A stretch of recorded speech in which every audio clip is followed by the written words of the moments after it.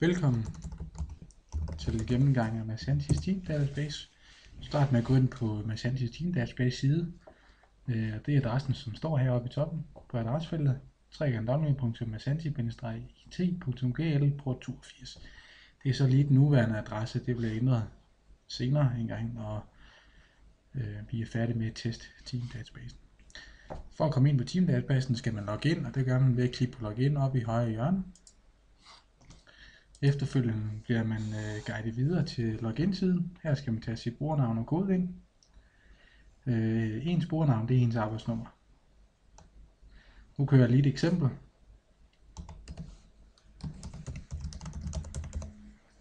Når man taster det ind, så klikker man på login. Så bliver man guidet videre til siden. Som I kan se, så har vi selve tabellen her med alle vores data. Og så har vi vores felter heroppe, som vi bruger til at teste vores værdier ind, når vi skal lave tilføje en ny række til vores tabel.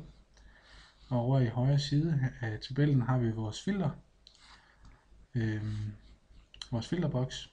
Og så oppe i toppen, der har vi vores søgefilter, den man bruger, hvis man skal tilføje et filter for eksempel. Hvis man søger efter noget specifikt i sin tabel, kan man bruge det her, men det kommer jeg ind på lidt senere. Til at starte med, så vil jeg vise, hvordan man tilføjer en ny linje. Man kan enten vælge at taste en dato ind. Hvis man vælger at undlade at taste en dato ind, så tager den nuværende dato og bruger den. Men nu kan jeg starte med at vise, ved at vælge en dato. Man kan enten klikke her på feltet, så kommer den med en pop-up, hvor man har valgmuligheder ved at vælge en dato med musen. Man kan enten skrive det manuelt, eller bruge den her. Nu siger vi så, at det er den 5. i dag. Tester et tekstnummer ind. Bare et eksempel. Så tager vi den her. Så man kan se, den søger efter enten et sagsnummer eller teksten, som er tilknyttet sagsnummeret. Så I kan enten skrive for eksempel sundhedsvæsen, så finder den det sagsnummer, der er tilknyttet sundhedsvæsen.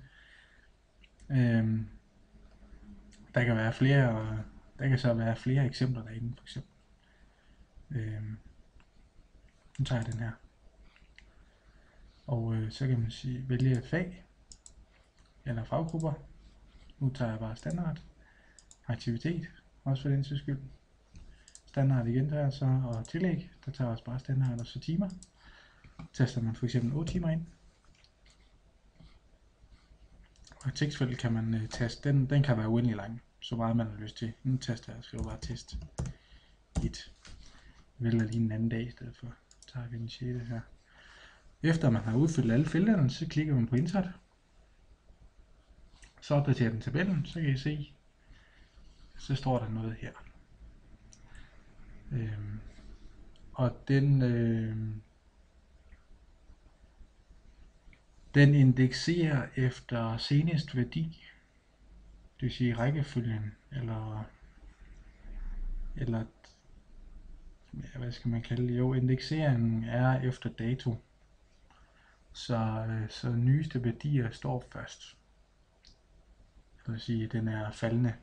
Det vil sige, største værdi først, og så falder den så med så vil det så sige den laveste værdi til sidst. Ja. Det var så hvordan man tester sine timer ind. Nu kan jeg så vise filteret. Der er search column, det vil sige det er hvilken kolonne man gerne vil søge i. Der er de kolonner, som det er som de samme felter, når man skal tage sine timer ind.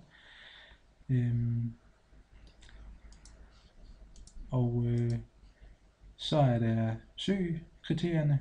Det er det indeholder, ikke indeholder, er lige med, ikke er lige med, større end, mindre end, er lige med eller større end, er lige med eller mindre end. Og værdien man søger efter, det kan være tal eller bogstaver, eller tegn for den sags skyld. Sortering, hvilken kolonne du skal sortere efter, som standard så plejer det at være dato. Om den skal være faldende eller stigende, det vil sige højeste værdi først eller højeste værdi til sidst. Vi kan starte med at søge fra en dato til en dato. Man kan enten søge efter en specifik dato, eller en specifik måned, eller fra en specifik dato til en anden dato. Det kan så være fra en måned til en måned, eller fra en dato til en dato. Når du klikker på feltet her, så er det samme, som hvis det var, at du klikker på feltet hernede. Man kan enten vælge en, så bare klik her, så tager den sådan en dato. Man kan så også vælge, og så klikke på en anden dato. Så hvis nu tager den her, så tilføjer den ind til oveni. Det vil sige, at jeg tager så fra den dato til den dato. Vi skal nok lige lave det om, tror jeg. Sådan så vi vælger fra den første til den 31.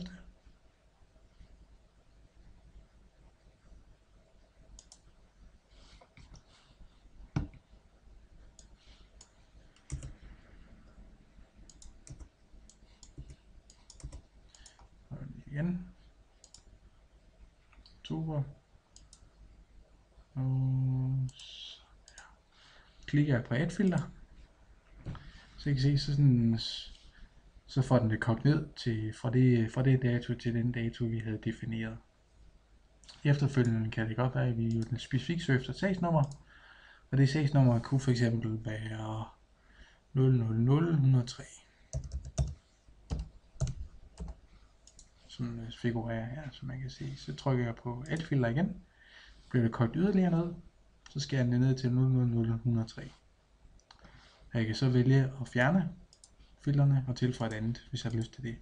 Hvis det er et enkelt, for eksempel det kan være, at det kun er 000103, vi søger efter, så kan man så klikke på Search, så vælger den så det ind. Ja, man kan også søge på andre kolonner. Så er der dato, den viser den nuværende dato, og hvor mange timer der er sammenlagt. Når man så holder musen henover, så kommer der en ny grid view, som så viser sagsnummerne for den dag. Det vil sige, at lige timer, man taster ind, hvilke sagsnummer der er tilknyttet de timer, man taster ind, og datoen. Det er så den nuværende dag. Så når man holder musen henover, den viser det. Man kan rydde sit filter ved at trykke på clear, så bliver det hele nulstillet. Det bliver også nulstillet, hvis du logger ud og lukker vinduet. Nu logger jeg så ud. Det var det. Det er sådan, man bruger teamdatabase.